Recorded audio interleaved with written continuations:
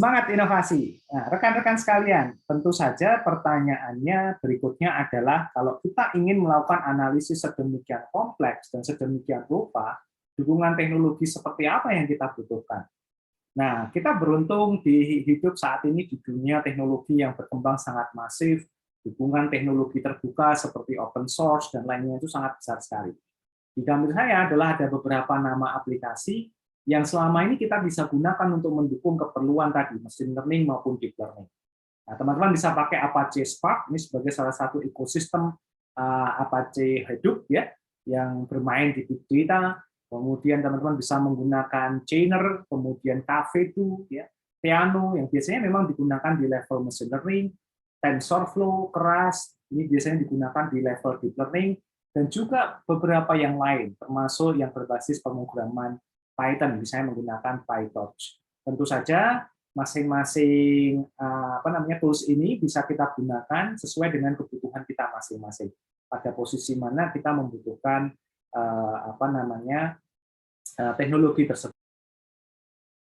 Sekalian, tentu saja dengan teknologi tadi kita jadi mengerti bagaimana nanti sebuah proses analisis big data pada level cognitive analytics bisa menerapkan beberapa tools yang ada di samping saya.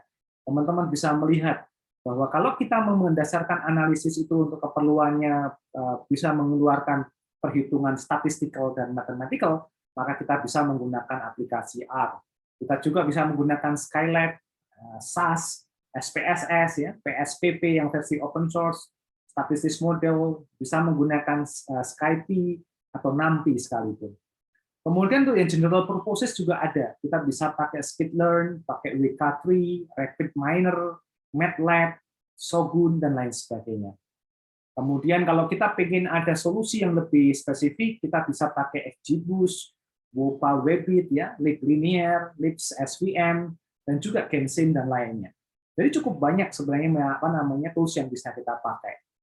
Kalau kita butuh interactive platform, kita bisa pakai Jupyter Notebook, ya, Zeppelin, Orange, Hibana, bahkan Grafana, dan juga Tableu yang biasanya kita gunakan untuk visualisasi. Khusus visualisasi akan kita bahas setelah ini.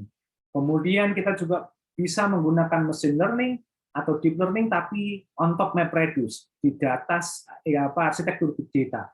Kita bisa pakai deep learning 4G, ya, menggunakan H2O atau deep water, bisa pakai Spark machine learning atau Spark ML, bisa juga pakai MLlib, pakai Flink ML, atau juga Oryx 2 ML.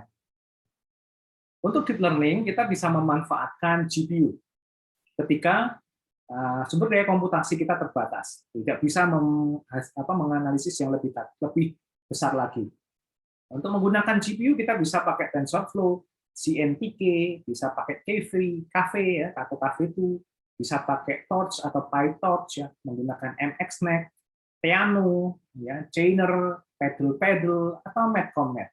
Kalau kita menggunakan deep learning wrapper libraries, kita bisa pakai Keras, Gluon, TensorLayer, Lasagna, ya, K9, NVIDIA Digit, dan lain sebagainya.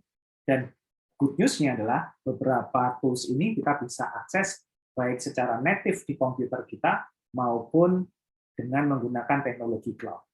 Jadi cukup banyak tools yang bisa kita pelajari, tentu saja mata kuliah ini tidak bisa mengajarkan atau memberikan penjelasan masing-masing tool tersebut, tapi dengan kalian mencari di internet, saya pikir pengetahuan dan ilmunya juga tersedia dengan sangat besar sekali.